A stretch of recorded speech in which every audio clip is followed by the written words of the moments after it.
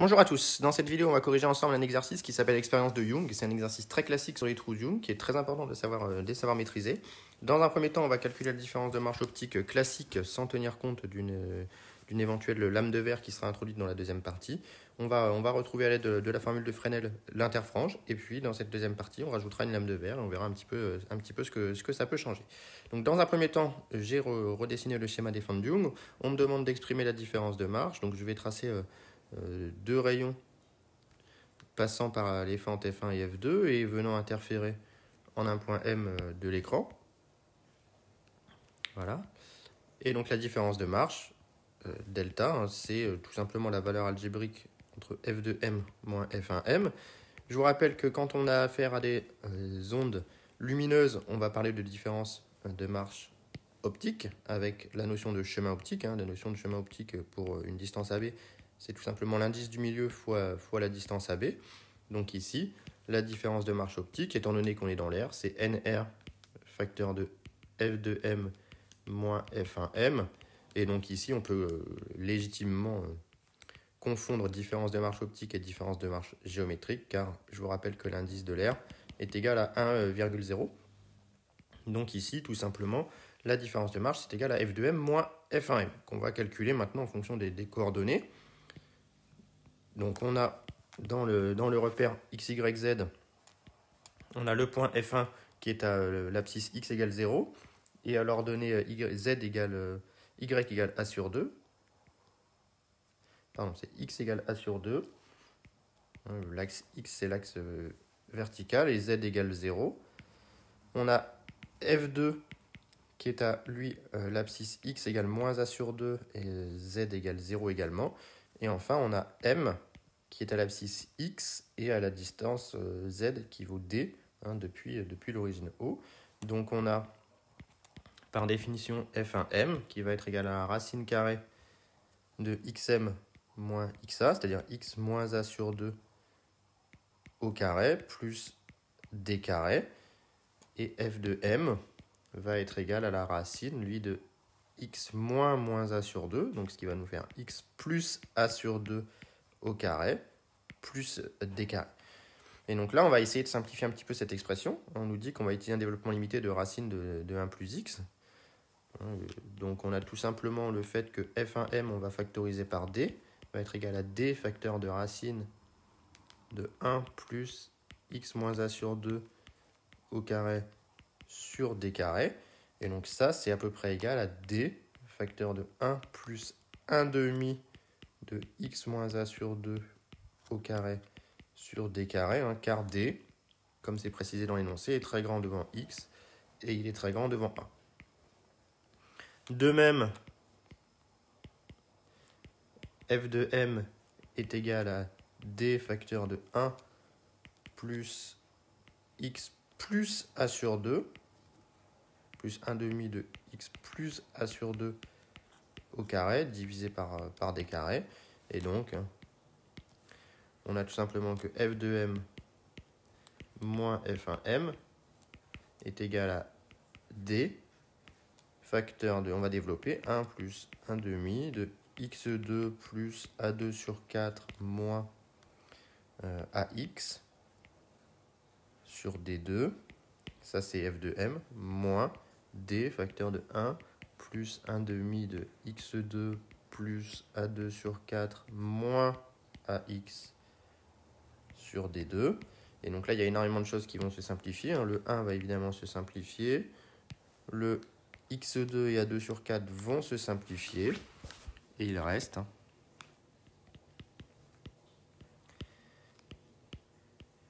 f de m moins f1m est égal à... bien, le d va s'éliminer pour rester d. Il va rester tout simplement...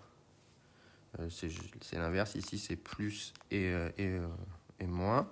Voilà. Mais il va rester tout simplement ax sur 2d plus ax sur 2d, c'est-à-dire ax sur d. Et donc, il vient que la différence de marche optique est égale à nr fois f de m moins f1m est égal à nr ax sur d.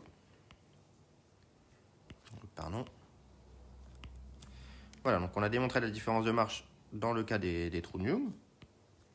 Et on a trouvé NR à X sur D.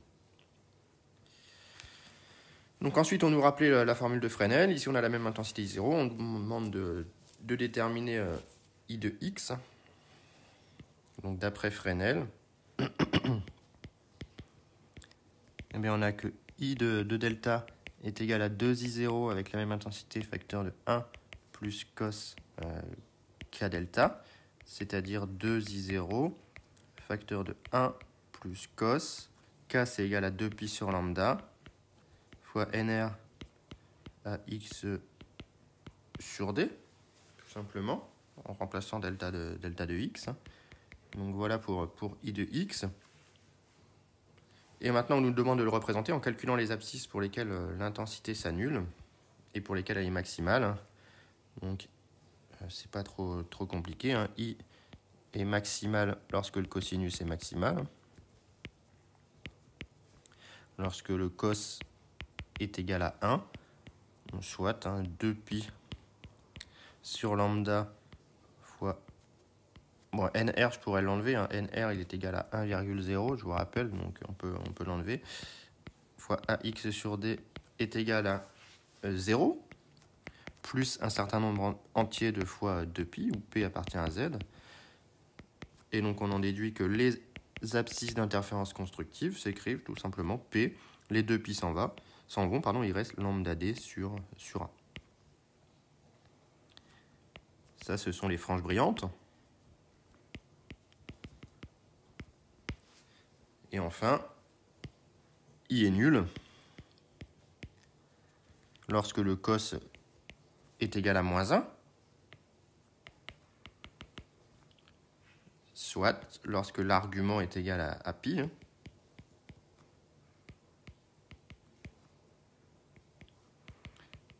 est égal à pi plus un certain nombre entier de fois 2pi. Et donc avec p toujours appartenant à z. Et donc on va obtenir tout simplement que xp est égal à lambda d sur 2a. Le premier terme, ça va nous donner lambda d sur 2a plus p lambda d sur a. Et ça, ce sont les franges sombres. Et donc on peut représenter I de x. On peut prendre des x négatifs, hein, c'est autorisé de prendre le point M avec x négatif. Et donc on va obtenir tout simplement une succession de franges sombres et de franges brillantes. En 0, c'est brillant. Voilà, on fait comme on peut. Hein. Voilà. La première frange sombre, on a trouvé que c'était lambda d sur 2a. La première frange brillante, c'est lambda d sur a. La première frange sombre, ici, c'est moins lambda d sur 2a. Ici, c'est moins lambda d sur a. Et la valeur maximale obtenue ici, eh bien, c'est tout simplement 2i0. Voilà pour le tracé. Dans un dernier temps, on me demande de représenter l'interfrange et de la calculer.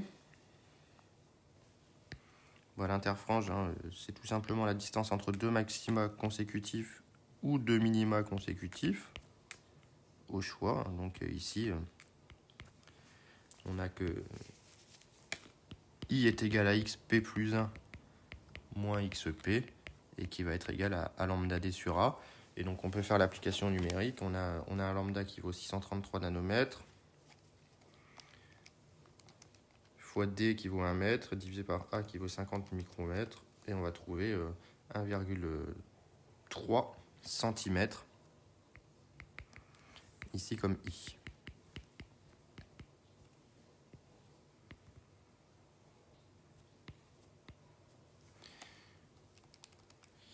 Voilà. Dernière question de cette première partie, on demande d'estimer le nombre de franges brillantes. Donc là, ici, il s'agit d'étudier le cône de diffraction dû au trou de Young, tout simplement. Donc on va regarder ça.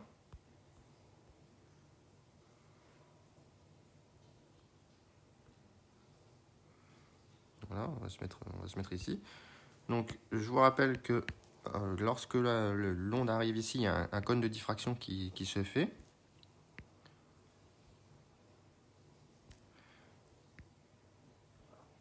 Du fait du trou.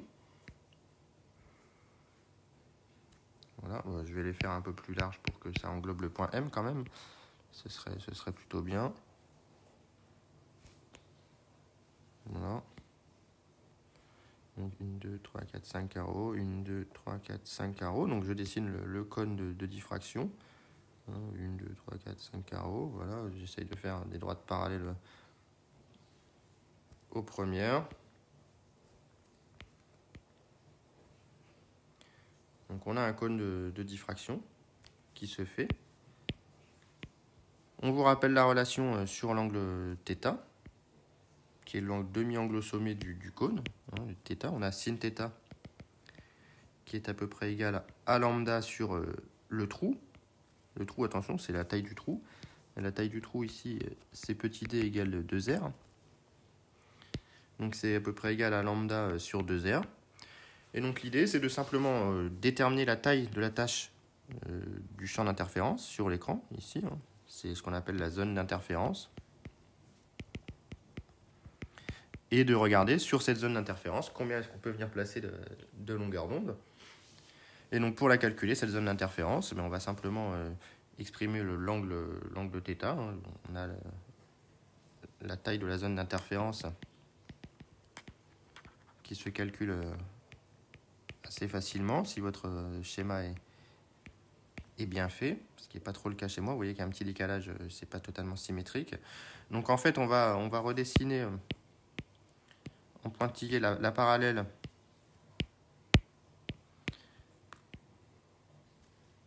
à la droite du dessus. Hop, pardon. Donc je dessine la parallèle. Je vais le faire d'une autre couleur peut-être, soit plus visible. Donc je dessine la parallèle et je vais venir calculer la taille que peut faire sur l'écran une tâche d'angle 2θ, tout simplement. Et ensuite je vais soustraire ce qui est en trop, qui correspond à la distance entre les deux fentes. Donc la taille de la tâche du cône d'angle A sur 2. θ, pardon. Eh bien on a tan θ qui est égal à la taille de cette tâche, si je l'appelle d tilde, ben c'est égal à d tilde, tan θ sur 2, c'est égal à d tilde sur 2 sur d. Donc ça vous permet de trouver que d tilde est égal à d fois θ, car tan θ est à peu près égal à θ. Ici, on a des angles qui sont suffisamment petits. Voilà, on a tan θ sur 2 qui est égal à d tilde sur 2, c'est tangente θ, pardon, ici, hop, qui est égal à d tilde sur 2 sur d, donc ça fait un 2 ici qui reste, 2d fois θ. Et ensuite, on a la zone bleue, là, que moi je cherche, la zone d'interférence, que je vais appeler petit l. On a petit l qui est égal à d tilde moins a. C'est assez facile à comprendre, on a translaté simplement nos figures de A sur 2, ce A sur 2 se retrouve ici, si votre dessin est bien fait. Et pareil de l'autre côté, donc c'est égal à 2d θ moins A. Or, on sait que θ est égal à lambda sur 2r. Donc la taille de la zone d'interférence est égale à 2d lambda sur 2r moins A, c'est-à-dire le 2 s'en va, il reste lambda d sur r moins A, et donc là on peut faire l'application numérique, et on trouve une longueur de la zone d'interférence qui vaut 633 nanomètres fois 1 mètre divisé par le rayon qui était de 5 micromètres, moins les 50 micromètres, on va trouver une longueur qui vaut 12,7 cm. Et donc, on a une taille de la tâche d'interférence de 12 cm avec I égale à 1,3 cm. On a tout simplement L sur 2 qui est égal, si on divise par 2, à 6,3 cm. Donc on a 4 franges. Donc on a la frange en x égale 0,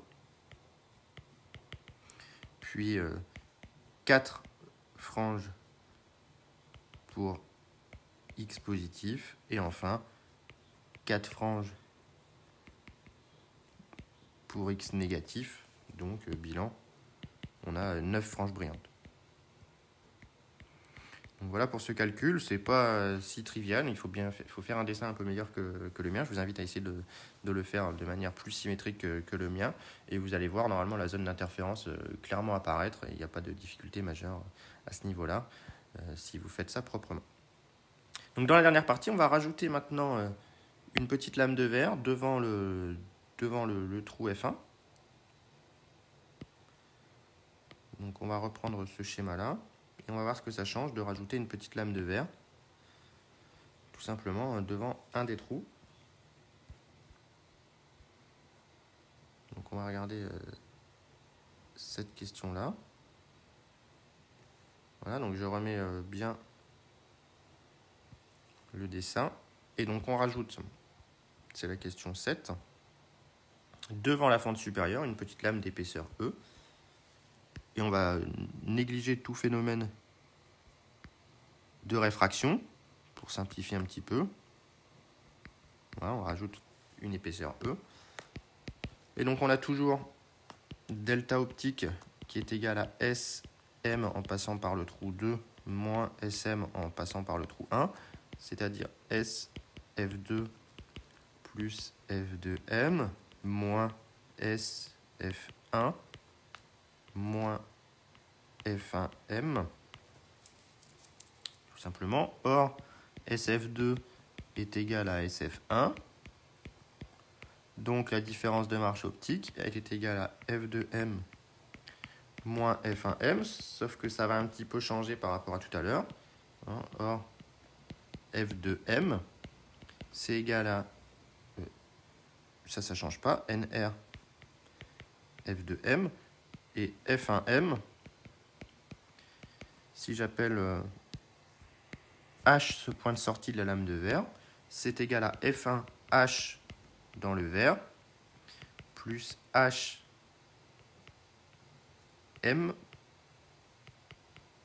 dans l'air. Or, ce que moi je connais bien, c'est F2M moins F1M dans l'air. Donc en fait, je vais être un petit peu astucieux. Je vais faire une opération blanche. Je vais rajouter moins FM, moins FH, pardon.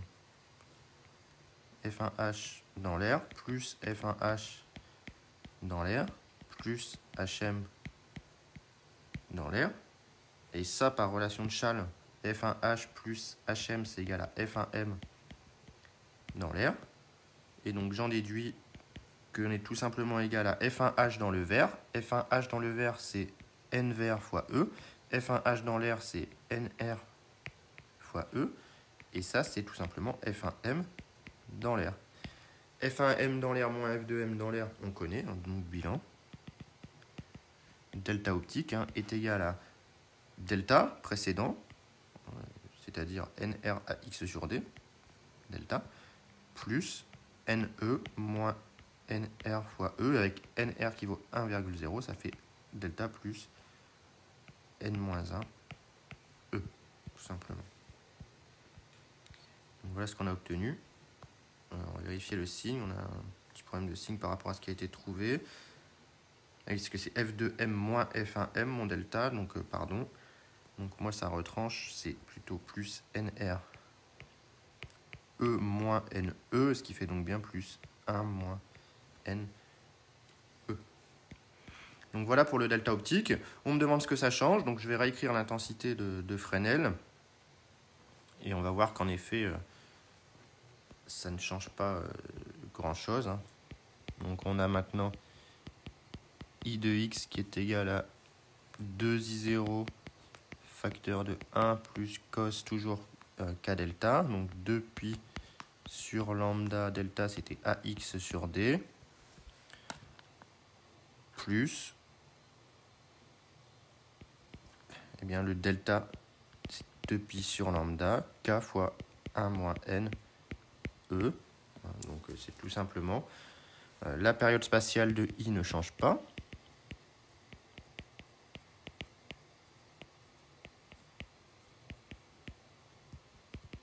On a toujours une interfrange I qui est égale à lambda d sur A, qui est la période du cosinus. Ici, ce terme-là, on peut l'écrire comme 2pi x sur I. Et donc, la lame introduit simplement une phase à l'origine.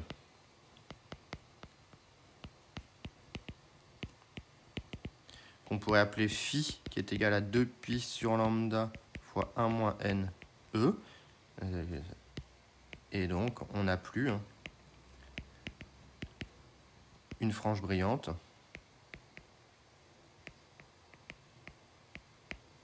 en x égale 0, tout simplement. On a un décalage de la figure d'interférence.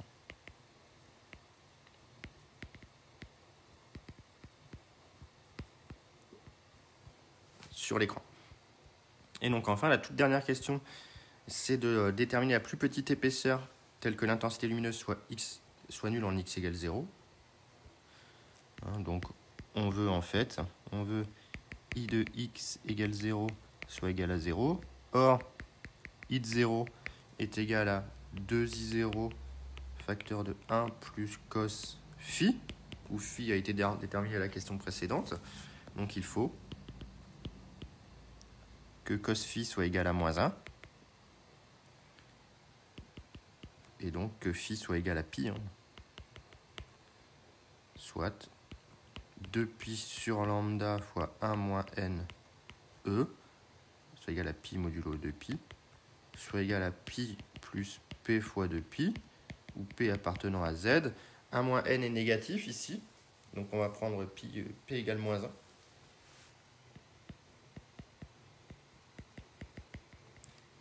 Et on trouve 2pi sur lambda fois 1 moins n e est égal à moins pi, soit e est égal à pi lambda sur 2pi n moins 1, soit, on est au bout du calcul, e est égal à lambda sur 2n moins 1. Et si on fait le calcul, c'était 633 nanomètres divisé par 2 fois 1,5 moins 1.